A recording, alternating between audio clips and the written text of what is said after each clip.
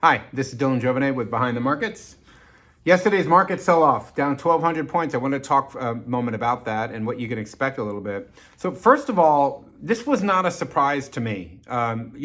If in February I went back and I looked at 100 years of economic research, and what I found is that inflation tends to stay through for 2 years at least. In 1941, inflation came and it stayed through the 1942. In 1969, inflation came and it stayed through 1970, even into 71.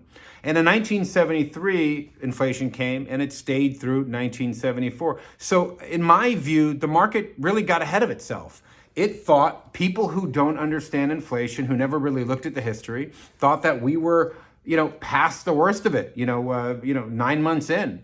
But again, the history does not suggest that that's the case here. The history suggests it takes a couple years. So why does that happen? Why does it work like that? Why does inflation say two years and 2 months, 3 months? Why does it work like that? Inflation is really funny that way. It comes in waves. In the first wave, you see things like housing prices and used car prices go up, right? In the second wave, you see things that are related to housing prices and used cars go up. So for example, in 2021, you saw housing prices go up. In 2022, you're seeing associated costs like insurance, heating, etc. Those other things start to filter through and go up. In 2021, you saw used car prices go up. Now you're seeing car insurance prices go up, and maintenance and repair. A water pump breaks on your car. It's going to cost more today to fix it than it did when you first got the car. The point is that inflation moves in waves, and what sold the market off was that, well, frankly, investors got a bit ahead of themselves. They actually, those who don't study history, thought that this was going to be done, wrapped up in a neat bow pretty quickly, but that is not supported by the evidence. The evidence strongly suggests that this is going to last through a few months into next year if the Fed stays aggressive, and we hope they do. The good news is that the market is still back to where it was at the beginning of September.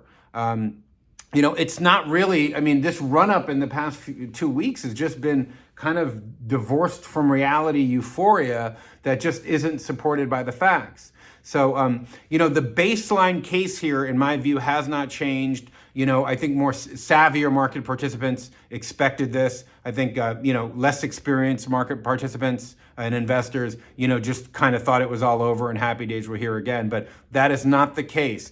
The good news is, again, we're still range bound. We're still where we were at the beginning of September. One thing we never, ever, ever want to do is lose our cool, especially since, when you pull the camera back, the Fed's going to get ahead of this.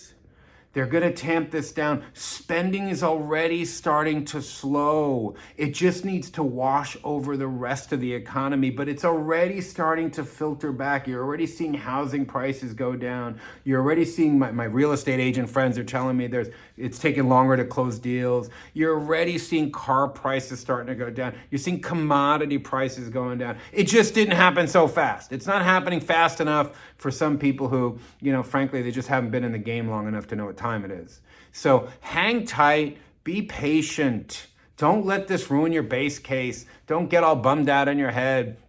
Play the long game here. We're playing chess. We're not playing checkers. You don't want to play checkers here. So hang tight. Be cool. Remember, inflation's going to be with us. The Fed has to remain aggressive. And the good news is that, you can actually go and buy things like, I bonds. If you Google I bonds, these are government protected bonds that pay basically almost 10% on your money. You can literally go buy them because they're indexed to the CPI. So, there are plenty of good opportunities here if you're patient, if you know where to look, and if you keep your cool. None of those opportunities are going to be around if you don't keep your cool. So remember, inflation's here to stay. The market's still in the same range it's been since it got spooked in June and tested those lows. We might test the lows, we might not. Who knows? Nobody can predict this. But inflation's going to stay here. The Fed has to keep raising aggressively. And there are decent places, great stocks, some very good stocks to put your money in. Or you can invest in things like I bonds, which pay almost 10% guaranteed by the U.S. government.